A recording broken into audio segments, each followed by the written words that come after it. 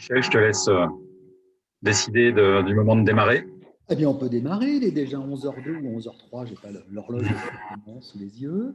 Donc, on va commencer notre séance. On a pour une heure de travail ensemble.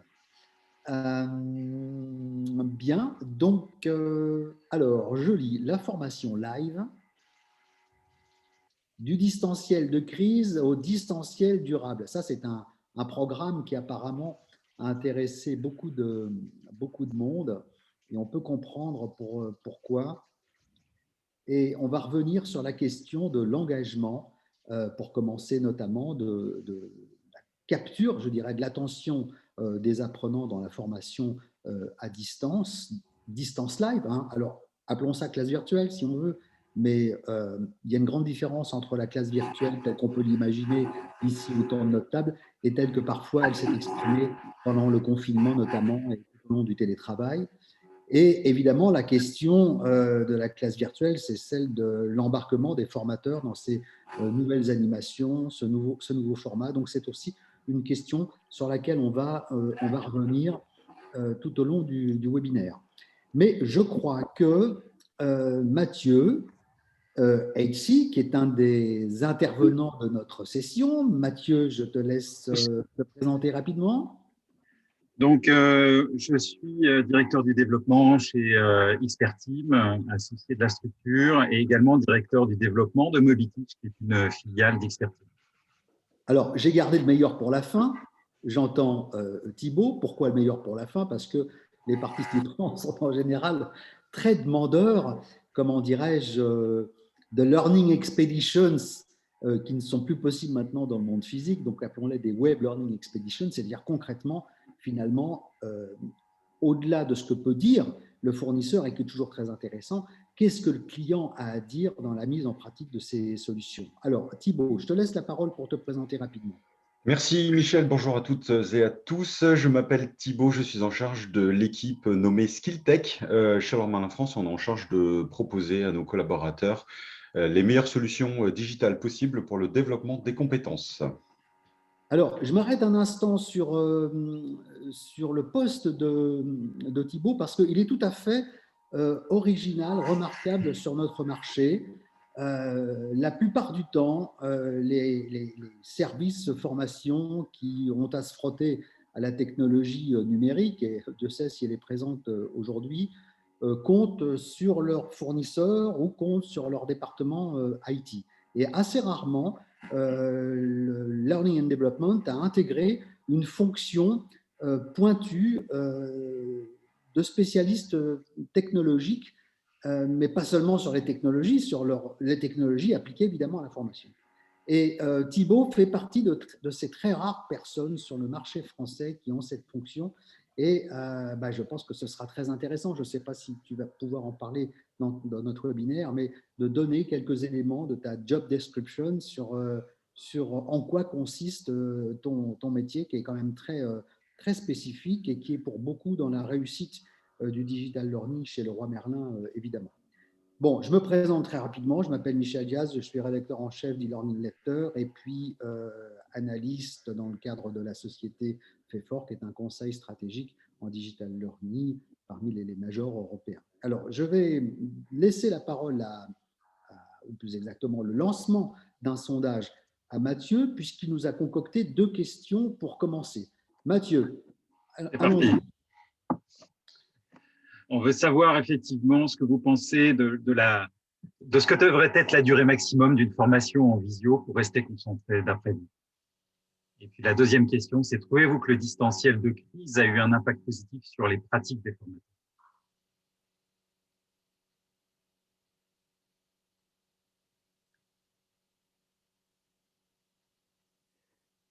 Donc, la durée maximum, on a le choix entre 30 minutes, 60 minutes, 2 heures, 4 heures, 5 heures ou plus, avec évidemment une seule réponse possible. Et puis, voilà, on va pouvoir sans doute avoir les résultats. Alors, je vais donner les résultats et, messieurs, vous allez les commenter. Alors, ce qui apparaît clairement, c'est que la bonne durée maximum d'une formation en visio, c'est de 60 minutes au maximum pour 52% de notre auditoire. Ensuite, on passe à 2 heures maximum. Bon, le reste est un peu anecdotique, quoique certains pensent qu'une durée maximum de 30 minutes, 13% d'entre nos participants, eh ben c'est la durée maximum, effectivement. Est-ce que vous avez des commentaires? On va commencer par toi, Thibaut, là-dessus. Est-ce que ça correspond à ce que tu vis chez Leroy Merlin, par exemple? Ça correspond plutôt effectivement à ce qu'on vit chez Leroy Merlin, bien que cette durée est très fonction finalement de la pédagogie ou de ce qu'on va faire et de la construction pédagogique de l'ingénierie qui est derrière cette modalité distancielle. On a vu, et on peut s'écarter largement de ces seuils-là en fonction de la conception de l'expérience, notamment d'interaction qu'on va proposer à nos apprenants, mais on reste peut-être légèrement au-dessus de 60 minutes, pour ne pas te le cacher, mais on va dire que la moyenne se trouve entre 45 minutes et 90 minutes. Et puisque tu as la parole, ton commentaire sera rapide sur la deuxième question. Trouvez-vous que le distanciel de crise a un effet positif sur les pratiques des formateurs? Tout de même, il y a plus de 80% des participants qui jugent que l'impact est positif. Voilà qui est intéressant. On voit le verre à moitié plein plutôt que le verre à moitié vide. Oui, je crois que ça fait partie des enseignements de cette situation difficile qu'on a traversée, qui a été de remettre en question ces pratiques pédagogiques et que à la fois les entreprises et les centres de formation qui proposaient des formations ont eu à cœur de se remettre en question pour permettre un redémarrage de l'activité, qui à mon sens est plutôt positif, et on discutera, je crois, un petit peu plus tard de l'équilibre entre présentiel et cette sacro-sainte opposition entre présentiel traditionnel et digital. Mathieu, est-ce que tu as des commentaires sur ces deux questions en complément de ce que vient de dire Thibaut? Je pense que effectivement, la durée qui est indiquée, la durée qui a été éprouvée, on va dire, durant l'année 2020. Je pense qu'après, l'objet est de savoir si on peut s'émanciper de cette contrainte ou pas.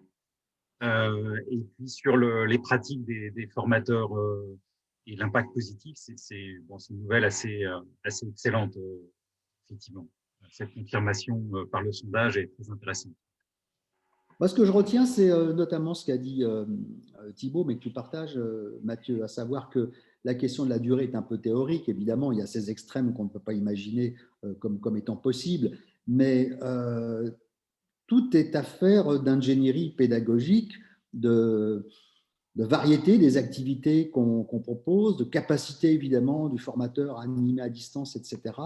Et je pense qu'il faut prendre évidemment cela en compte très largement plutôt que de vouloir absolument rentrer dans une durée standard générique. On va passer maintenant à cette question du distanciel de crise.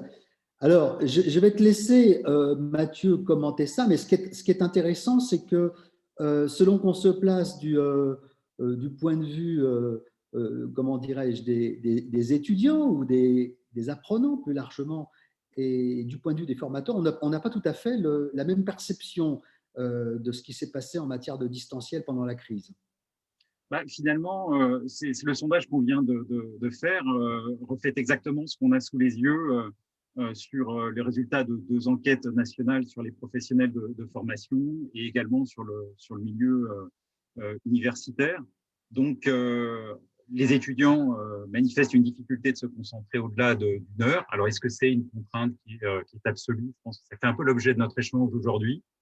Ils constatent, et ça c'est très intéressant comme constat, c'est que pour eux, il y a plutôt moins d'interaction, quand pour les formateurs, ils voient plutôt effectivement plus de relations. Donc, comment s'expliquer cette différence?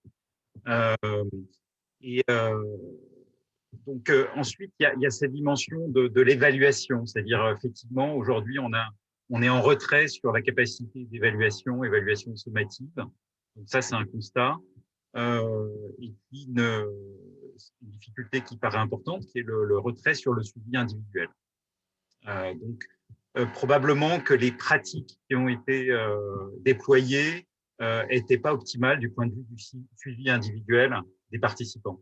Je pense que ça, c'est un des points qu'on peut retenir et justement un des points d'attention d'un renouvellement des pratiques. Et donc, chez le roi Merlin, Thibault, un usage florissant du live. Alors moi, ce qui m'intéresse, c'est de savoir si tu confirmes effectivement qu'il y a eu un véritable enthousiasme de la part des formateurs de Le Roi Merlin, que finalement de se frotter contraints et forcés à cette nouvelle approche de la classe virtuelle, en tous les cas du live distanciel, et si tu vois le même écart de perception entre les formateurs et les apprenants de Le Roi Merlin par rapport à ce que vous avez mis en œuvre. Donc je te laisse la parole là-dessus. Super, merci Michel. Alors, d'abord, en introduction de ma réponse, Michel, et non pas que je ne souhaite pas répondre directement, mais ce qu'il faut rappeler, c'est un peu ce que j'ai expliqué tout à l'heure, c'est que des entreprises de la taille de Leroy Merlin ou d'autres entreprises ont eu à cœur effectivement de proposer une réponse distancielle. On avait la chance chez Leroy Merlin d'adresser déjà par le passé beaucoup de modalités dites de live traditionnelles, c'est-à-dire de webinaires, d'interventions vidéo à distance. J'ai eu la chance de pouvoir accompagner l'entreprise sur la mise en place de plateaux internes qui permettent effectivement de rendre la parole digitalisée plus accessible, plus évidente, plus régulière et très interactive. À titre d'illustration, mon équipe produit à peu près 300 à 400 événements digitaux par an sur un format live webinaire, hein, donc one-to-many. Hein, je ne parle pas encore là de la classe virtuelle. Mais tout ça pour dire qu'il y avait quand même un terreau, un terrain qui était très favorable à l'émergence de cette modalité-là. Le terrain de la classe virtuelle chez Leroy Merlin, c'est un terrain qui est difficile à conquérir. D'abord parce qu'on est dans un environnement de retailer plus complexe à appréhender, notamment pour certaines populations qui sont moins équipées, moins à l'aise avec ce type de modalité-là. Il y a eu et je le dis avec beaucoup d'humilité, il y a eu un énorme investissement du centre de formation IDLM, dont je fais partie, pour essayer de faire vivre cette modalité. Ces dernières années, on a tenté, créé plein de choses différentes. Et nous avons eu la chance récemment de pouvoir lancer des projets, pas forcément que présentiel, de synchrone, digitalisé. C'est ce dont je vais plutôt orienter ma réponse aujourd'hui sur cette réponse synchrone, digitalisée, qu'elle soit présentielle ou distancielle. Et effectivement, le contexte nous a imposé, a rendu impossible, il faut le dire, pendant de nombreux mois, l'exercice du présentiel ou que pour de certaines formations légalement exigibles, je dirais, du domaine des mandatory. Et donc, forcément, on a été contraint de mettre de côté cette modalité-là. Néanmoins, et comme on va le voir ensemble, il y a eu beaucoup d'expérimentations. Je trouve à titre personnel, je suis impressionné de ce qui a été fait comme expérimentation dans le domaine de la formation à distance. Mais c'est pas évident. Voilà, on va en reparler ensemble. Il faut trouver la bonne combinaison. Il faut embarquer ces formateurs. Il faut bien les accompagner sur ce sujet-là. C'est pas juste le formateur se dit un matin, tiens, je vais faire du distanciel. Bah, il faut bien accompagner ça. Et ce qu'on va évoquer un peu plus tard dans cette présentation, c'est le passage à l'échelle, le scaling, le fameux.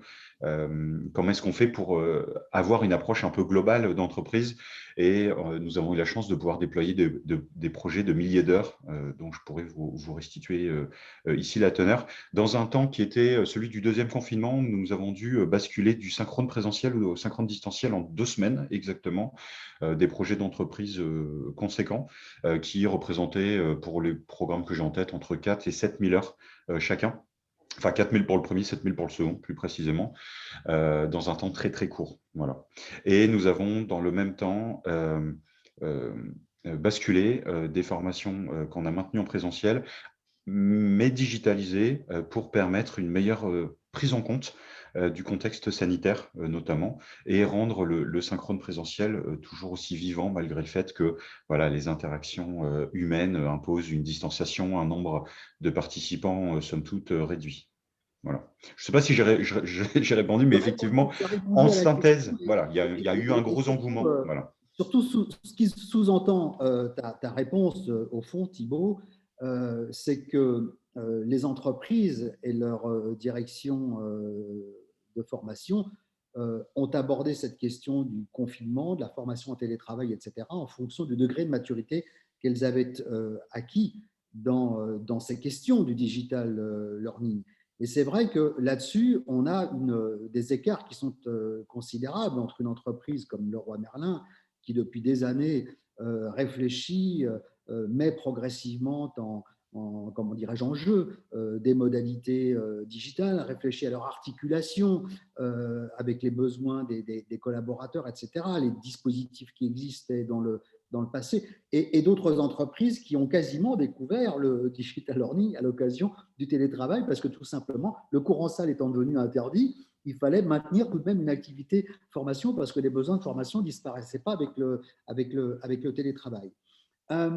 J'ai une remarque intéressante. Nous avons une remarque intéressante de Simon qui explique l'écart de perception entre les formateurs, finalement, qui ont le sentiment qu'il y a eu plus d'interaction que dans le passé avec ces nouveaux dispositifs de live distanciel, et les étudiants, les apprenants eux-mêmes qui considèrent qu'ils ont perdu en interaction. Donc, Simon dit que les participants ont perdu beaucoup d'interaction entre eux et pas tellement avec le formateur, alors que le formateur, lui, ne conteste pas de perte associée de son point de vue. Je pense qu'il y a une dimension tout à fait intéressante à creuser. On n'aura pas forcément le temps de le faire dans le webinaire, mais que devient l'interaction entre les apprenants eux-mêmes, entre les co-apprenants, dans un dispositif de live distanciel très différent de ce qu'on peut trouver en présentiel. Peut-être est-ce que, Mathieu, tout de même, tu aurais un mot là-dessus? Est-ce que ça expliquerait la remarque, l'écart entre formateurs et apprenants, le fait qu'au fond,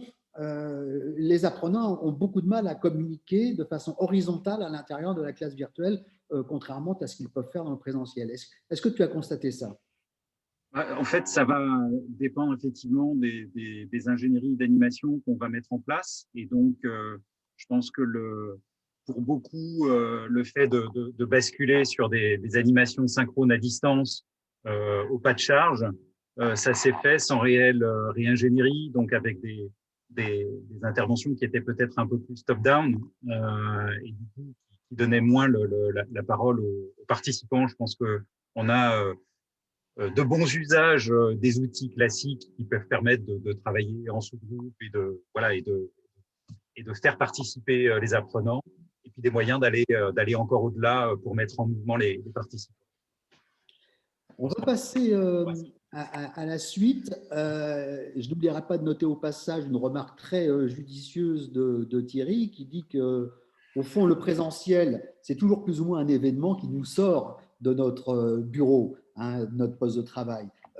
La classe virtuelle, telle qu'elle a été délivrée, notamment avec des Zoom, Teams, etc., pendant la crise, fait qu'on était à la fois au poste de travail et à la fois et en formation. Et donc, une réunion de formation venait se coincer entre 10 réunions, toutes plus fatigantes et épuisantes les unes que les autres, parce que ce besoin de communiquer n'étant plus sur le même site d'un bureau. Donc, c'est vrai que là, il y a sans doute un effet de fatigue de l'apprenant qui résulte de la multiplicité des réunions. Alors, c'est le sujet, Michel, autour du manque de contraste entre les outils de la formation et les outils de la réunion, qui fait qu'effectivement, il y a une sorte de continuum de la visio quelque part, et qui est probablement ça la difficulté à laquelle il faut échapper. Tout à fait. Alors, l'impact du 100% distanciel sur le développement des compétences, et on va regarder essayer de répondre à deux questions. Quid des compétences métiers sur mesure, et peut-on développer les soft skills 100% à distance? Alors, c'est évidemment une question très importante que celle des compétences métiers sur mesure, parce que, comme vous le savez, une grande partie des budgets de formation avant et encore aujourd'hui étaient dépensés dans tout simplement dans les compétences métiers sur mesure. Chaque entreprise a son propre métier, et même dans une branche d'activité, chaque entreprise a une façon spécifique de faire son métier. Je pense que chez Leroy Merlin, ce n'est pas la même chose que chez Conforama ou ailleurs. D'où la nécessité de former sur mesure. Mais que devient cette formation métier sur mesure lorsque une partie des collaborateurs ne sont plus dans le geste, dans la salle de cours, mais sont à distance? Donc, je te laisse la parole là-dessus, Mathieu, sur ces facteurs de motivation pour le métier. Alors, le slide présente des chiffres d'une étude ISTF 2021, donc toute récente, qui porte sur… Que je conseille, ISTF produit toujours de très bonnes études. Voilà, c'est la 7e édition, donc ça donne des moyens de comparaison dans la durée. Et l'enjeu numéro 1, en fait, le premier facteur de motivation pour se former en ligne, c'est d'aller trouver des réponses à une problématique métier. Et c'est vrai que ce qu'on peut identifier dans ce sujet-là, c'est que répondre à des problématiques métiers, c'est aussi de l'agilité. Et donc, les capacités du live sont évidemment ce qui nous donne aussi un potentiel de réponse agile. Donc, c'est intéressant de ce point de vue-là. On retrouve là l'enjeu des certifications de compétences, et je trouve qu'il faut rattacher ça à ce qu'on voyait tout à l'heure sur, par contre, une certaine perte de capacité d'évaluation qui a été constatée dans les classes virtuelles. Donc, est-ce qu'on peut retrouver cette capacité-là? Ça serait un point intéressant. Et puis, une motivation qui augmente, c'est la présence humaine, le facteur humain, donc la dimension de tutorat qui est aussi une attente plus forte. Mathieu, est-ce que, avant qu'on passe aux soft skills 100% à distance peut-être, est-ce que les formations métiers sur mesure ont disparu de Leroy Merlin avec le télétravail, la distanciation sociale, etc. Ou pas du tout, vous avez trouvé les moyens de les maintenir? Il n'y a rien d'absolu, Michel. J'aimerais avoir une réponse aussi catégorique que pourrait le suggérer la question. On a essayé plein de choses, on a expérimenté plein de choses. Il y a des choses qui ont bien fonctionné, il y a des choses qui ont moins bien fonctionné. A priori, la réponse se trouve plutôt dans un continuum, dans une répartition temporelle différente du temps du synchrone présentiel, quelque chose de plus court, mais répété à de plus nombreuses reprises, qui mêle différentes modalités et qui est, je trouve, en tout cas, côté entreprise, l'opportunité de se réinterroger sur la place de l'accompagnement et du tutorat qui, en tout cas à titre personnel, je trouve, a beaucoup a disparu d'une certaine façon des écrans radars depuis 2015 et l'essor de l'e-learning à tout va, en tout cas dans quelques entreprises, pas toutes évidemment, je ne fais pas de généralité. La réalité se trouve plutôt là-dedans. On maintient des formations évidemment spécifiques avec une volumétrie qui n'est pas la même, on ne va pas se le cacher, en articulation avec des dispositifs de présentiel. Et je pense qu'on peut être fier aussi de ne pas avoir forcément tout lâché au distanciel et de maintenir et de vouloir maintenir un niveau de présentiel le plus haut possible dans les conditions, dans le respect des conditions sanitaires minimum et de bien réinterroger la pertinence du synchrone présentiel. Mais je trouve que cette crise nous a obligés à réinterroger la pertinence du présentiel compte tenu du risque sanitaire qu'il fait peser sur ses participants et sur la bonne façon d'adresser des dispositifs en distanciel et de trouver le meilleur format possible. Donc oui, ça existe toujours, ça a été transformé, y compris quand c'était du présentiel, une durée de présentiel beaucoup moins longue, beaucoup plus courte, si tu préfères, qui va venir mêler en amont, par exemple, des modalités, comme le mobile learning ou des choses de ce type-là. Et on va retrouver, et moi je trouve que le contexte actuel renforce encore l'idée qu'on avait besoin d'aller vers du blended, de ne pas renoncer au présentiel, parce que apprendre à poser une fenêtre à distance, c'est compliqué en classe virtuelle, mais ça permet de se réinterroger là-dessus. Voilà. Puisque tu as la parole, Thibaut, tu vas la garder sur la deuxième question qui nous est posée, qui est la question des soft skills 100% à distance. Donc, est-ce qu'effectivement, donc Mathieu, on peut peut-être passer à la deuxième, voilà, au slide suivant. Est-ce qu'à ton avis, et Mathieu complétera ta réponse, il est possible d'enseigner 100% à distance, évidemment en maniant le synchrone et l'asynchrone sans doute, mais est-ce que c'est possible d'enseigner, d'apprendre des soft skills à distance? Alors, sur la première partie de ta question, est-ce que c'est possible d'apprendre? Je pense, sans me tromper, qu'on peut dire qu'on peut apprendre à distance. La différence, ça va être la mise en pratique et la pratique, en fait. On n'a pas le même ratio à la pratique, même si on a des outils qui facilitent. Oui, je pense qu'on peut développer des savoirs théoriques autour des soft skills. On peut expérimenter, mais d'une façon différente, finalement, à distance, et accepter, le temps de la crise, de faire des choses un peu plus à distance que ce qu'il faudrait. Maintenant, est-ce que c'est durablement qu'on peut se dire qu'on va développer les soft skills à distance? Je ne crois pas. Je ne crois pas que ce soit dans l'intérêt je crois que c'est dans l'intérêt de personne. Et je peux compter sur chacun de nous dès la fin de cette période pour se retrouver, avoir le plaisir d'échanger. Probablement que le digital va trouver la place qu'il aurait dû avoir il y a 5 ou 6 ans quand il est arrivé chez nous et qu'on s'est dit, enfin chez nous, quand il est arrivé sur le marché, je dirais de la formation évidemment, sur l'idée que Oui, on arrive aujourd'hui peut-être à un niveau de maturité et de raison sur ce qu'on peut faire et sur ce qu'on peut moins faire. Donc oui, on peut développer. On a une offre d'ailleurs qui tend à s'étoffer, sur laquelle on a justement ces demandes de blendedisation, d'ajustement du parcours.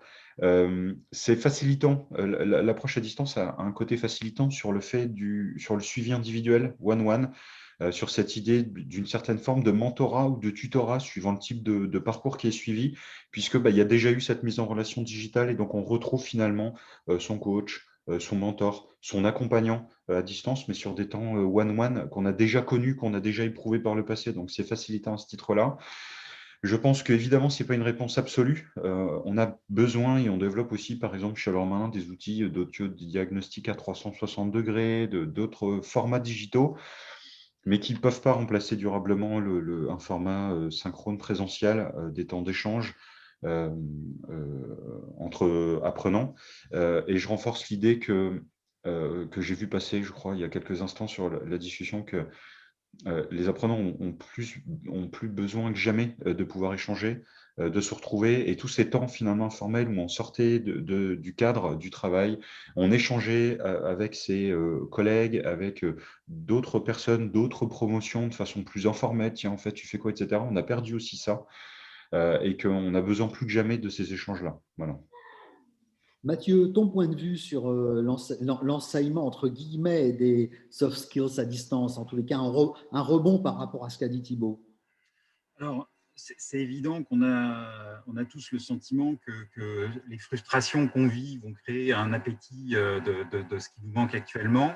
Je crois que dans l'étude ISTF, ce qui les a beaucoup surpris, c'est qu'en fait, la classe virtuelle en fait, a trouvé quand même son positionnement, sa place. Et ils s'attendaient en fait à ce qu'il y ait une sorte de cri d'appel pour effectivement un retour à du présentiel comme avant. Ce n'est pas tout à fait ce qui se passe. C'est-à-dire qu'il y aura probablement une exigence un peu différente aussi sur la pertinence de faire les choses de manière présentielle. Voilà. Donc ça, il y a quand même eu aussi cette acculturation sur finalement la bonne modalité au bon moment. Après, on voyait qu'il y avait tout l'enjeu sur effectivement comment est-ce qu'on est accompagné, comment est-ce qu'on est évalué. Et je pense que ça, c'est dans ces dispositifs-là, que ce soit sur l'asynchrone ou le synchrone, c'est la capacité de prêter attention à l'individu. Donc Thibaut évoquait le tutorat, et je pense que ça, c'est extrêmement important. C'est-à-dire qu'on est sur une industrie qui, depuis 20 ans, a beaucoup progressé pour un apprenant autonome. C'est formidable, mais surtout, je pense que le point d'attention, c'est comment est-ce qu'on donne de l'attention à l'apprenant quand on est dans une classe virtuelle. Est-ce que le formateur, on lui facilite en fait la compréhension d'où en sont ses participants, c'est-à-dire que effectivement, qu'est-ce que vit le participant quand il sent que le formateur identifie très rapidement, finalement en temps réel, ce qu'il comprend, ce qu'il ne comprend pas. Quand on est dans des formations très formelles, top-down, ce n'est pas du tout le cas. Quand on est dans des formations beaucoup plus interactives, avec des diversités d'activités, finalement, là, on est avec des niveaux d'implication.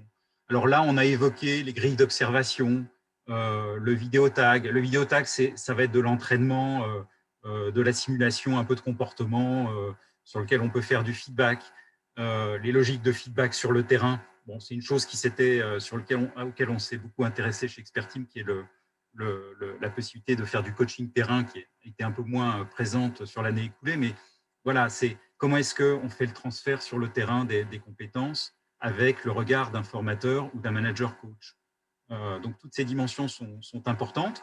Quand on est à distance, et Thibaut a eu l'occasion de s'intéresser à cette dimension-là aussi, c'est comment est-ce qu'on travaille la dimension d'équipe, hein, parce que là, on est des individus éclatés. Comment est-ce qu'on recrée de la dimension d'équipe? On peut le créer dans un moment synchrone et on peut le créer notamment, et ça c'est un renouvellement pour le coup assez inédit, dans les logiques de e-sport qui sont en train d'arriver dans le digital learning, où là on a une équipe euh, potentiellement de 5 personnes accompagnées d'un coach qui va être sur une mission, un challenge, et qui va devoir collaborer pour accomplir ça. Et donc ça, c'est je dirais, le digital learning qui s'inspire de choses qui ont émergé de manière extrêmement importante dans la société civile.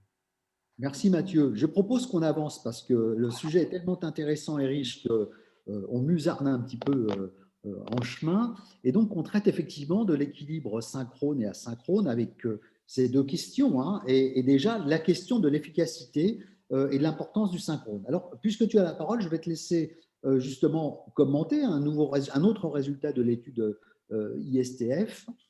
Qu'est-ce que tu tires de cela?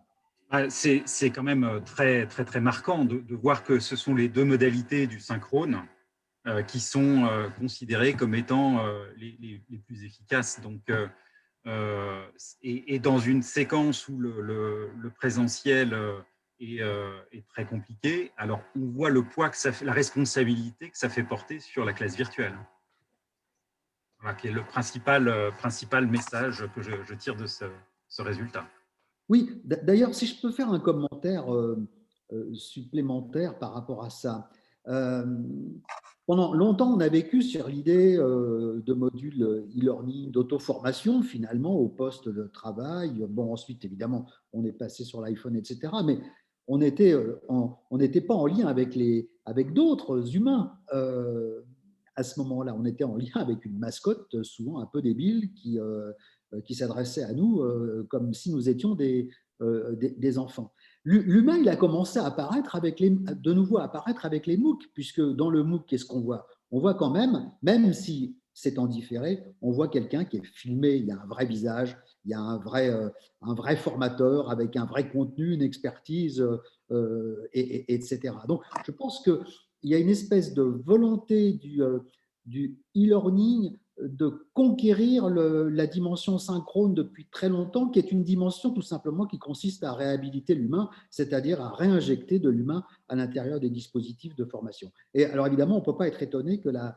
Covid-19 crée une espèce d'appétit énorme par rapport à tout ça, justement, parce qu'elle nous a quand même largement isolés. Au passage, l'étude fait fort menée en Europe avec plus de 500 entreprises interrogées sur l'impact de la Covid-19 sur les dispositifs de formation, sur la formation en général, démontre que 72% des entreprises européennes utilisent maintenant justement les classes virtuelles. Alors, je sais que Jean-Michel, qui est en ligne, là, qui a écrit un petit commentaire et qui a écrit des articles d'ailleurs dans e-learning letter, nous dit bah oui, mais est-ce que Teams, c'est vraiment de la classe virtuelle? Non, on est bien d'accord. Hein.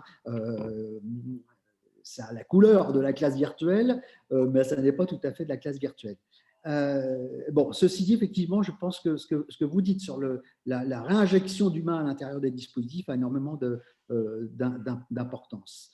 On passe au slide suivant. Alors, le titre est un peu, voilà, présentiel, modalité reine, mais déclin accéléré. Déclin accéléré jusqu'où, Mathieu? C'est l'étude, c'est-à-dire qu'il n'y a que 4% des sociétés pour considérer qu'elles vont faire plus de présentiel, quelle que soit l'issue de la crise sanitaire qu'on vit actuellement. Donc, ça rejoint ce que disait Thibaut tout à l'heure, c'est que globalement, c'est la capacité à faire du blended learning qui est le plus important aujourd'hui. Le plus. Bien, je pense que. Attention. Voilà, Thibaut en a déjà parlé précédemment, donc je ne vais pas lui demander son commentaire là-dessus, surtout qu'il y a quelque chose qui suit et qui m'intéresse beaucoup, qui est la réussite, comment réussir la conversion du présentiel. J'aimerais avoir ton avis là-dessus parce que c'est un vaste sujet, Thibaut. On a vu effectivement un opportunisme capitalistique incroyable, mais dans mon esprit, ce n'est pas du tout un défaut, c'est le présentiel ne pouvant plus tenir et les formations, les besoins de formation n'ayant pas disparu, il a fallu le convertir, le distancialiser. Et chacun y est allé un petit peu la fleur au fusil à sa façon. Chez Leroy Merlin, en fait, comment vous avez procédé? Ce serait quoi la bonne méthode pour convertir le présentiel? Alors, je ne sais pas s'il existe une bonne méthode. Je pense qu'en fonction des sujets qu'on adresse et des sujets, on va avoir une approche qui va être différente. Ce qu'on va retrouver dans tous les cas, c'est de bien embarquer tout le monde, y compris les formateurs qu'on a parfois tendance un peu à mettre de côté. C'est un vrai travail de concevoir une formation avec des apprenants, avec des formateurs, s'assurer qu'on va bien répondre à leurs besoins, aux besoins de l'entreprise aussi, de disposer de telle ou telle compétence à tel endroit pour servir tel objectif stratégique. La façon dont ça s'est fait, tout va dépendre des projets, de la temporalité, enfin de la période à laquelle ça s'est fait. Sur ce qui était ce que je vais appeler des programmes stratégiques de déploiement, on a eu recours à de l'expertise externe pour nous aider à basculer rapidement des programmes qui étaient conçus en synchrone présentiel pour les basculer en synchrone distanciel. Et je rappelle que il y a quelques entreprises qui se sont fait un peu avoir par le deuxième confinement, qui ne pensaient pas qu'il allait venir si vite. Donc, il y a eu un vrai travail pour permettre cela, de réingénierie, de reconcevoir en fait la formation, d'en revoir le rythme aussi. Globalement, la tendance chez Leroy Merlin, alors il n'y a pas de méthode, hein, je suis désolé, mais ça va passer beaucoup par l'embarquement des formateurs, l'embarquement des animateurs, les former, leur apprendre à faire, à produire ces choses-là. Et ensuite, s'ajuster. Je vais être honnête avec toi, Michel. Je ne pense pas qu'on puisse convertir un programme de développement personnel comme on basculerait un programme de formation produit sur la pose de Velux de la même façon exactement. Ce qu'on va retrouver globalement quand même, c'est un maintien du volume de présentiel globalement, avec une répartition qui va être un peu différente. En revanche, on va avoir un vrai effet d'accélération sur le contenu de ce présentiel et sur donc du synchrone présentiel, hein, je précise, et on va plutôt basculer, on va avoir une accélération en fait de tout ce qui va être lié au savoir théorique, à tout ce qu'on peut faire finalement avant ou après d'ailleurs. Sur des modalités de synchrone distanciel, type classe virtuelle. Et on va retrouver sur quelques programmes, notamment aussi, une notion de prérequis. Finalement, on va revenir à quelque chose de plus noble, moi je trouve de mieux d'une certaine façon que ce qu'on a pu faire un temps, qui était d'avoir une vraie approche où on laisse le soin à l'apprenant de se positionner, d'apprendre, de voir s'il a envie d'aller plus loin, puis ensuite de s'inscrire à un parcours blended. On en reparlera après, c'est, je pense, une des grosses articulations du passage à l'échelle, c'est cette gestion-là. Ça va consister à gérer les inscriptions, la parcourisation, si je peux le dire en français, la répartition du temps de formation dans le temps. Et donc, on a des temps plus courts, plus rapprochés, enfin rapprochés dans le temps, hein, par exemple 1 heure chaque semaine, 1 heure et demie chaque semaine, toutes les 2 semaines, pour permettre à l'apprenant de rester en fait dans un niveau de concentration qui est acceptable, quel que soit le niveau, quel que soit son niveau sa capacité à rester concentré en visio. Hein. C'est compliqué, on sait que c'est pas toujours évident, quel que soit l'outil. C'est pas qu'une affaire d'outils, c'est aussi une affaire de formateur. C'est en même temps une affaire de solution digitale qui va permettre de faire vivre quelque chose de très interactif, de centré sur l'apprenant, voire pour certains projets de tomber carrément sur des projets de classe inversée digitalisée, qui ne sont pas forcément la panacée en tout. Enfin, voilà, il y a eu un mythe, je pense, il y a quelques années sur le sujet, mais voilà. Donc, l'enjeu, c'est raccourcir, reconcevoir la formation, utiliser pleinement les bonnes solutions. Je pense se poser les bonnes questions. On l'a évoqué, je crois qu'on le réévoque après. Teams, Meet, Skype versus des outils de formation à distance. Bon, on peut aussi discuter de certains outils de formation à distance. Ne souhaitant me fâcher avec personne, je ne vais pas être trop précis, mais il y a une dimension vraiment il y a tout, il y a de tout. Voilà, il y a des choses très bien, il y a des choses pas très bien, pas très adaptées. Ce qui va être important globalement pour nous, ça va être la partie conception et la partie animation. Et on va découvrir après qu'avec certaines solutions, on n'a pas besoin de former tout le monde à la conception et à l'animation. C'est deux métiers qui sont très différents. Une conception réussie, pour certains programmes, je l'ai dit, on a eu recours à de l'expertise externe pour accélérer. En revanche, sur l'animation, il y a un vrai sujet de comment j'anime et de comment, du coup, la solution m'aide à me concentrer sur mon animation. Puisque le gros souci d'utiliser, alors je ne veux pas me fâcher plus que ça avec Microsoft, mais par exemple un Skype ou un Teams, c'est que ce n'est pas forcément très facilitant pour l'animateur pour être centré sur son animation. Il va passer beaucoup de temps.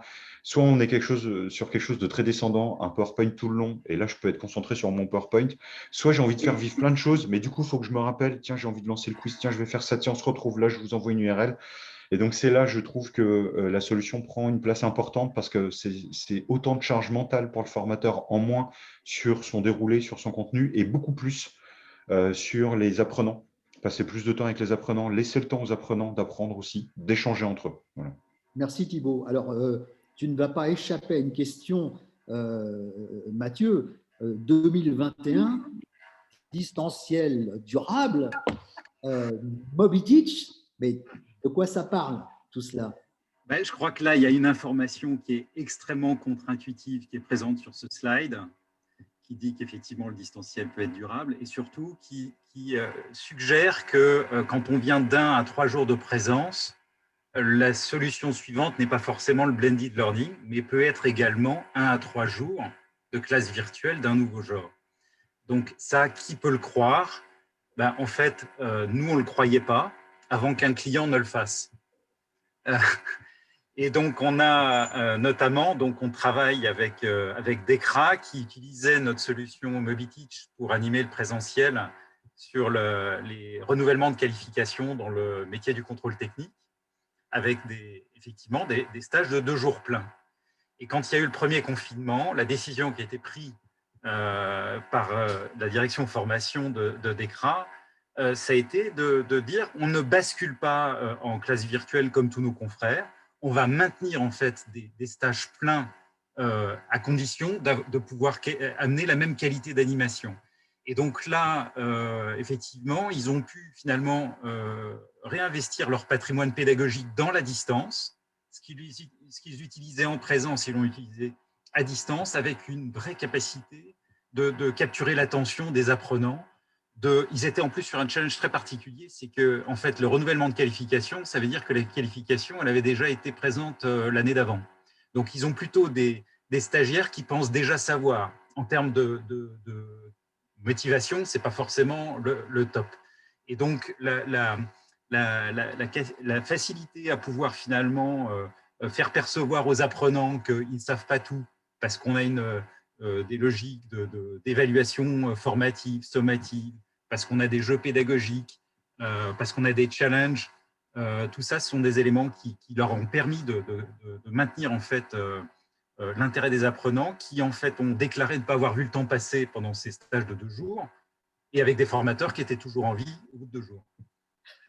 Merci Mathieu. La capacité d'animation qu'évoquait Thibaut était là. Merci Mathieu. Alors, bon, là, je me permets d'utiliser ma prérogative d'animateur en choisissant, comme il nous reste 20 minutes, un petit peu moins, les slides qui m'apparaissent les plus intéressants à commenter. Et je voudrais qu'on aille au slide 15 sur un programme blended pour 100% des effectifs.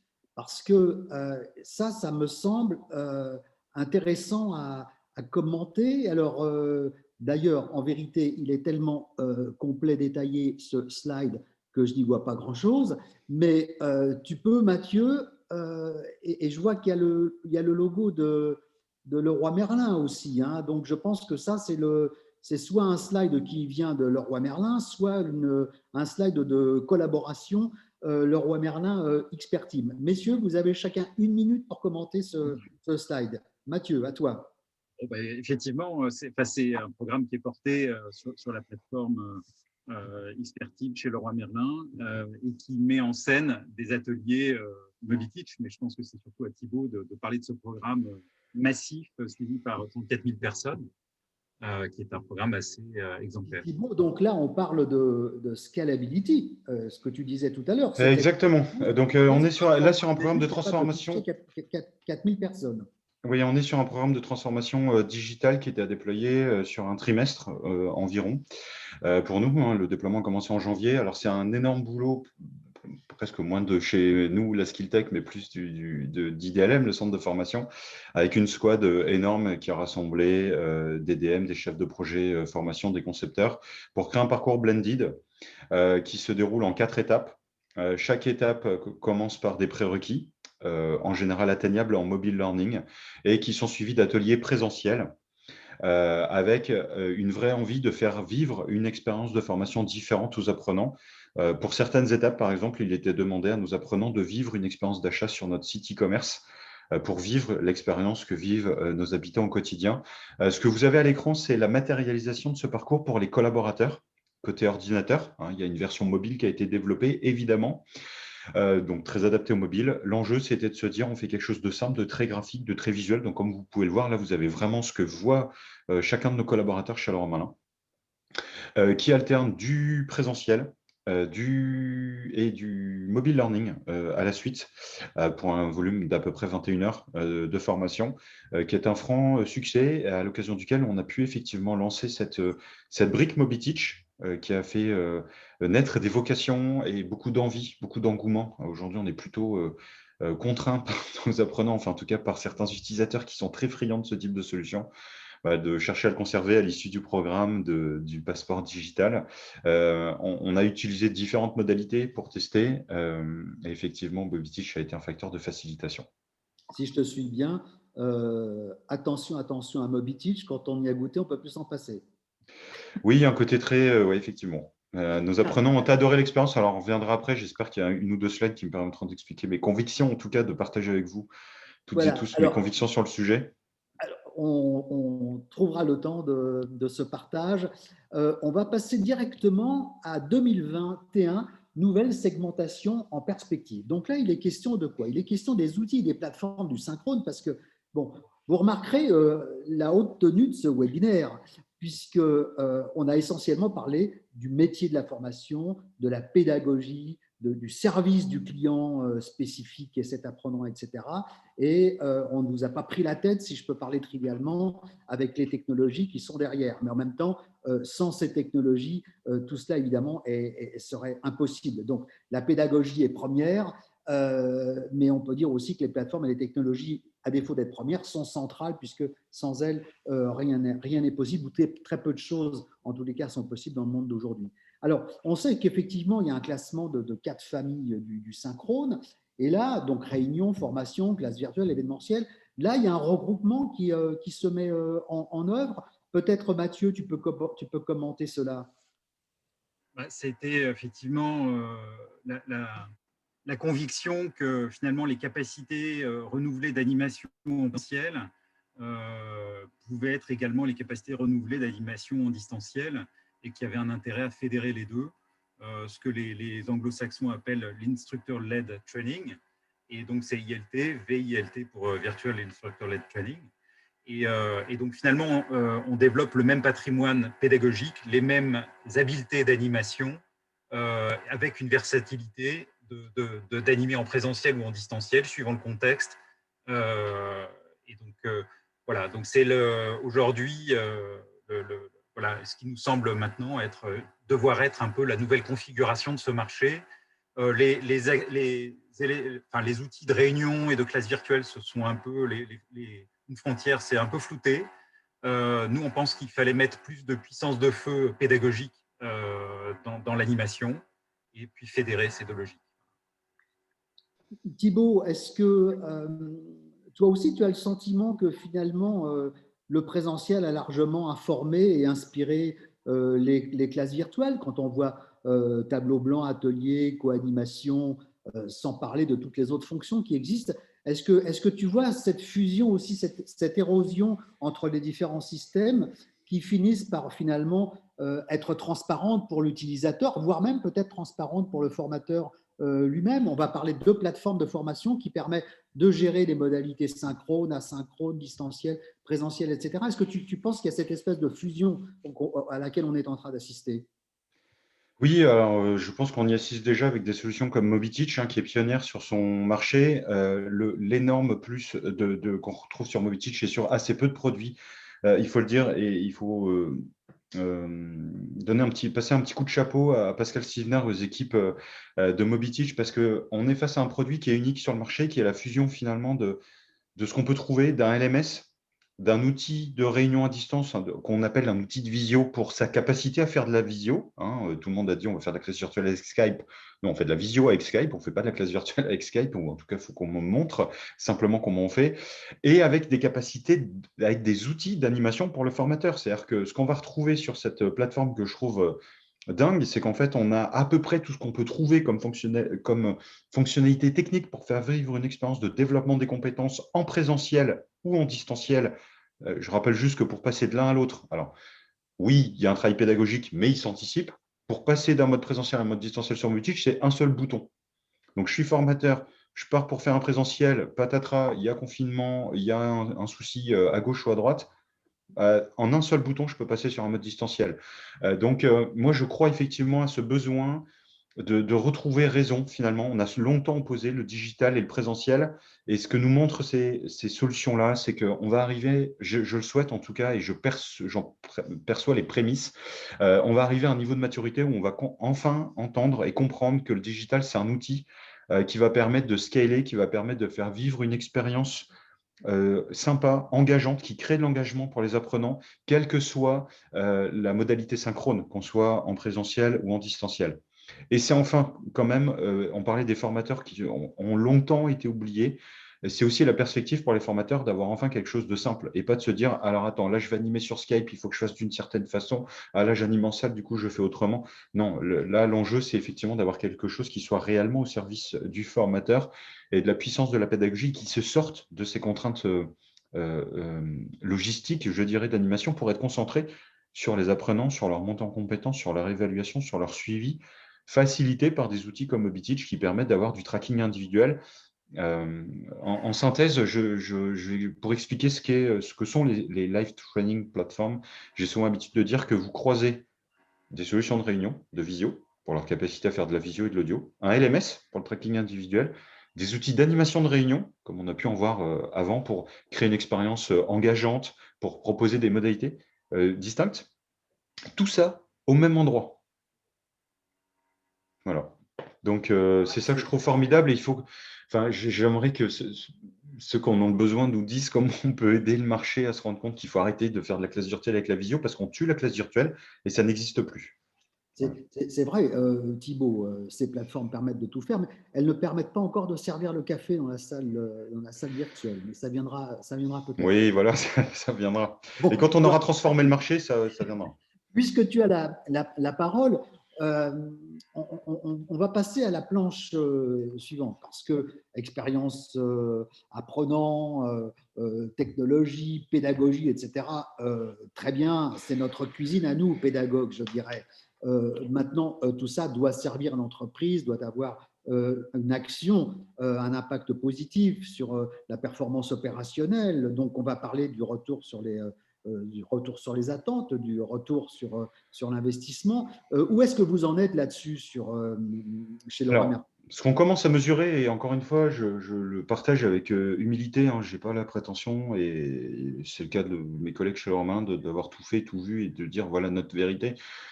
Notre retour d'expérience sur le sujet, c'est que je pense, comme beaucoup d'entreprises, on a plongé à un moment donné dans la facilité d'utiliser des outils de visio qui étaient déjà présents parce qu'il y avait confinement, parce qu'il y avait besoin de faire des réunions à distance. Et quand on s'est dit, bah, attends, les licences sont déjà payées, tout le monde sait déjà utiliser Google Meet, en l'occurrence, chez Leroy Merlin, sur un socle Google Workspace, on s'est dit, c'est facile, il y a qu'à. Quand on a commencé à envisager ces projets-là, c'est devenu une usine à gaz. Mais je vous prie de croire, pour ceux qui nous écoutent, que aller déployer 10 000 heures de formation ou 7 000 heures, comme a pu le faire mon équipe, je leur passe un petit coup de chapeau. Il y a eu un engagement de dingue de mon équipe pour rendre possible quand même certains programmes de formation qui étaient compris entre 4 et 10 000 heures. Incroyable parce qu'on avait fait le choix de ces outils de visio. Il faut entendre que, OK, un outil de visio, il est déjà là, il est déjà probablement déjà payé, mais ce n'est pas parce qu'il est déjà payé qu'il coûte moins cher. En l'occurrence, le chiffre que je peux vous donner, c'est qu'une classe virtuelle scalée, je parle avec un minimum de volume, hein, évidemment, pour 8 personnes, tout le monde peut expérimenter un peu ce qu'il veut. L'approche ROI sera moins flagrante, mais sur des programmes de 4 à 7 000 heures, on est sur un ratio de 3 à 4 fois plus cher sur des outils de visio. On a un coût de gestion, un coût administratif du programme qu'avec des solutions comme les live training platforms que sont MobiTeach, parce que on a un tel besoin derrière. Il faut pousser les invitations. Comment est-ce que les gens vont s'inscrire? Ah ben oui, mais Skype, on ne peut pas s'inscrire sur un truc. Ah oui, alors du coup. Bref, je vous épargne tous les débats, mais ce qu'il faut entendre, c'est que des solutions comme MobiTeach, vous allez pouvoir les interfacer avec votre LMS ou avec votre TMS, enfin avec ce que vous avez déjà. Hein, ça prétend rien remplacer chez vous, a priori, si ce n'est les outils de visio pour faire de la classe virtuelle. Évidemment, mais ça va vous permettre de gagner un temps de dingue parce que ce que vous avez déjà comme outil pour gérer vos inscriptions, pour faire vivre un parcours de formation à vos apprenants, il peut rester là et vous allez pouvoir brancher dessus MobiTeach et faire bénéficier vos apprenants d'expériences de formation au top, de formateurs qui ont les bons outils pour animer. Et donc nous, l'essentiel du chiffre qui est présenté là, il est sur le coût qu'on va appeler un peu de gestion, enfin sur le coût du programme, notamment sur l'aspect de gestion. Parce que quand vous gérez des tranches d'1h30 de formation pour délivrer au total 10 000 heures de formation entreprise, je vous prie de croire qu'à un moment donné, ça va compter. Et en fait, on se rend compte que faire de la formation avec des outils de visio, ça coûte plus cher qu'avec des outils dédiés à la formation, notamment sur ce coût-là, parce qu'il n'y a pas que le coût de licence qui devient de plus en plus accessible et qui devient, pour certains, assez proche des outils de visio qu'on peut trouver sur le marché. Comme nous avons commencé, Thibaut et Mathieu, 2 ou 3 minutes en retard, il va nous rester 5 minutes et donc on va passer à demain avec 3 sujets qui supposeraient chacun d'ailleurs éventuellement un webinaire d'1 heure. Donc on va, je ne sais pas si vous vous souvenez de cette blague de Woody Allen sur les méthodes de lecture rapide, où il donne l'exemple de Guerre et Paix lu en 1 heure. Et on lui dit, mais Écoute Michel, là-dessus, on est un peu sur la synthèse de ce qu'on s'est oui, dit. Voilà, les apprenants rendus plus autonomes, oui, c'est formidable et c'est très important de poursuivre. Mais oui, c'est-à-dire effectivement les apprenants ayant besoin d'accompagnement de plus en plus également. Ensuite, ce qui a été le good enough de 2020, attention, ça ne veut pas dire qu'on peut prolonger ce niveau de qualité détérioré qui était acceptable dans le contexte qu'on a connu. Et là, il faut probablement passer à une ambition supérieure. Ensuite, le présentiel reste une opportunité, reste important, mais sous des conditions qui sont effectivement peut-être d'arbitrage de pertinence qui ne seront plus exactement les mêmes. Et puis aussi avec une capacité de capitaliser sur ces nouvelles approches et ce patrimoine qu'on constitue et qu'on peut redistribuer entre formateurs pour démultiplier les animations, avoir une qualité, je dirais, homogène, et puis qu'on peut utiliser en présentiel, distanciel. Chez Leroy Merlin, Thibaut pourra peut-être l'évoquer, mais ça a été aussi embarquer les managers dans ces rôles de démultiplication, je dirais, un peu assurés en termes de structuration, puisque c'est cette logique de partage de sessions à animer. Donc, c'est cette démultiplication de la qualité qui est aujourd'hui une possibilité de réponse des départements Learning and Development. Et puis, je dirais pour les formateurs, vraiment un point important par rapport c'est justement, Thibaut évoquait Pascal Stevenard. Quand j'ai échangé avec Pascal sur la préparation de ce séminaire, il me disait, mais les formateurs, c'est des tactiles, ils adorent rentrer dans une salle et ils ressentent quelque chose. Et en fait, ce qu'on cherche à amener aussi avec Moviteach, c'est leur redonner cette proximité, bien qu'on soit à distance. Et cette proximité, ils l'ont parce qu'ils savent en temps réel ce que font les apprenants, quelle que soit l'activité qui est engagée. Et tout ça, ça crée en fait une connexion qui est aussi différente. Je pense, Thibaut, que tu pourras nous faire part de ta vision là-dessus. Je crois que la chose a été dévoilée par Mathieu. Au fond, la question, c'est de savoir comment est-ce que, malgré la distance, on peut recréer de la présence. C'est un petit peu l'idée de la proximité. Est-ce que c'est possible? Dans quelle mesure? Et au fond, quelle est la posture à développer, voire les partenariats par la formation Leroy Merlin pour réussir à atteindre ce résultat? C'est une longue question, une grande question, Michel. Et on terminera là-dessus, tu sais. Décidément. Alors, on va terminer là-dessus. Eh bien, écoutez, je vais vous donner ma conclusion. Je pense qu'effectivement, l'enjeu du moment et l'enjeu pour 2021 va être de trouver d'abord la bonne articulation et de rassurer aussi les apprenants sur le fait, je le lisais à un moment donné, de trouver le bon format au bon moment. Pourquoi pas du blended n'exclut pas la possibilité de faire du blended digitalisé, d'alterner du synchrone et de l'asynchrone dans une modalité pure distancielle, d'ajuster. Et je crois que les directions de formation vont sortir décomplexées de l'année 2020 et abordent 2021 dans un état d'esprit où, de toute façon, on a vécu le pire, on n'a fait plus rien. Je rappelle que côté Leroy Merlin, on a été fermé pendant des semaines entières, pendant quelques semaines, fermeture complète de tout, le temps de trouver des solutions. Et donc, que tout ce qu'on fera, on va le faire dans l'idée de trouver la façon la plus ajustée possible et la plus intelligente possible pour nos apprenants, pour nos formateurs aussi, qui ont vécu des moments qui étaient difficiles, faut pas l'oublier. Des apprenants qui, je pense, auront besoin plus que jamais en 2021 de développer leur capacité d'apprenance, leur apprenance, leur capacité d'apprendre à apprendre.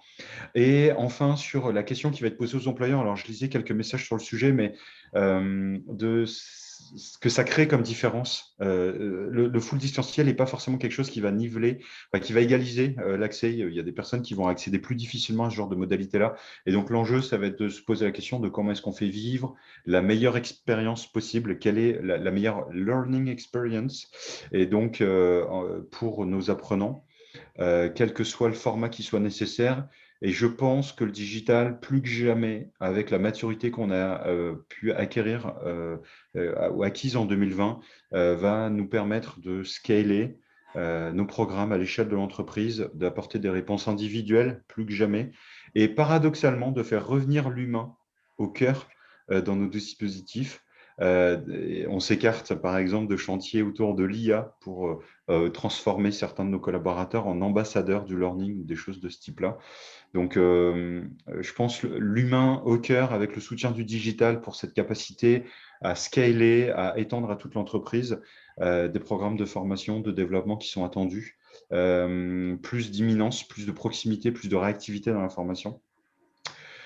Et enfin, un digital mieux utilisé, à meilleur escient. Je pense que les balbutiements de 2020, où on a utilisé des outils de visio pour faire de la formation à distance, vont s'éloigner. En tout cas, je l'appelle de mes voeux, pour se centrer sur des solutions qui vont créer de la valeur et qui vont permettre d'être au cœur de la stratégie de développement des compétences des entreprises en 2021. Merci Thibaut. Mathieu, tu proposes de poursuivre la conversation? Voilà, donc en fait, si on souhaite découvrir de manière plus concrète la solution Mobiteach, il y a une démo le 11 mars auquel il est possible de s'inscrire. Il y a un guide des bonnes pratiques. Il y a eu des questions sur finalement où sont les compétences pour accompagner ces transformations. Dans ce guide de bonnes pratiques, il y a déjà des bonnes idées qui sont proposées. On a chez un département qui s'appelle Expertise qui a cette double compétence de la ressource d'auto-formation et de la réingénierie du présentiel. C'est vrai que la bonne même, c'est que produire une ingénierie du live, c'est quand même un rapport de 1 à 5 par rapport à produire des contenus d'auto-formation en termes de délai, en termes d'investissement. Donc, ça crée une agilité qui est quand même intéressante. Et puis, je voulais évoquer le partenariat qu'on a avec Jobspheric Labs. Jobspheric, c'est un média des ressources humaines. Et donc, on utilise en fait la plateforme avec la capacité de Mobiteach pour explorer de nouvelles thématiques RH clés, notamment l'organisation apprenante, tout au long de l'année 2021. Et donc, c'est ouvert au public des ressources humaines et du digital learning. Et merci, messieurs. Moi, je pense qu'on pourrait peut-être, le dernier mot qui m'appartiendrait serait finalement sur le constat que la crise et le télétravail notamment ont permis un développement incroyable du live distanciel. Ça fait 10-15 ans qu'on attendait ce développement comme étant un bon compromis entre les avantages du présentiel et du distanciel. Et il avait beaucoup de mal à se mettre en œuvre alors que les problèmes techniques étaient très largement réglés. Il y a moins de problèmes de bande passante aujourd'hui, alors que les formateurs commençaient à être prêts à se mettre à l'animation de ce nouvel objet de formation. Et au fond, la crise a contraint par la fermeture tout simplement du présentiel, on a fermé ce canal-là, à distancialiser en live la formation. Évidemment, parfois un peu n'importe comment, toujours avec beaucoup de bonne volonté, beaucoup de souplesse, de tests, etc. Je crois qu'il est vraiment maintenant essentiel pour les directions formation de réécrire leur modèle de formation, sans doute, de faire un retour d'expérience sur tout ce qu'elles ont appris, et notamment, et là je rejoins complètement ce que disait Thibaut, toute cette réactivité, cette souplesse, cette agilité que les responsables formation ont démontré pendant la crise, eh bien, comment est-ce qu'on peut les ancrer maintenant au cœur de la posture formation, de façon à ce qu'on soit capable de continuer à avancer, peut-être pas au même rythme que celui de ces derniers mois, mais d'avancer significativement dans la maîtrise et le développement de ces nouveaux dispositifs de formation, beaucoup plus riches évidemment lorsqu'on les intègre avec le présentiel et tout le reste que ce qui existait précédemment. Merci encore tous les deux, Thibaut, pour cette brillante mise en application des concepts dont on a parlé. Évidemment, Mathieu, pour les technologies qui sont derrière, dont je ne vais pas cacher un secret. Ces technologies ont été très largement aussi éprouvées par, comment dirais-je, par Leroy Merlin dans une démarche d'open innovation. Et donc, bravo à tous les deux. Je pense que ça a généré beaucoup de questions, beaucoup de commentaires. L'audience a été très active. Et je vous dis à bientôt et longue vie à Mobiteach notamment. Merci beaucoup, Michel. Merci, Thibaut. Et merci à toute cette vaste audience. Merci à toute l'audience. Au revoir. Merci Michel, merci Mathieu, à bientôt.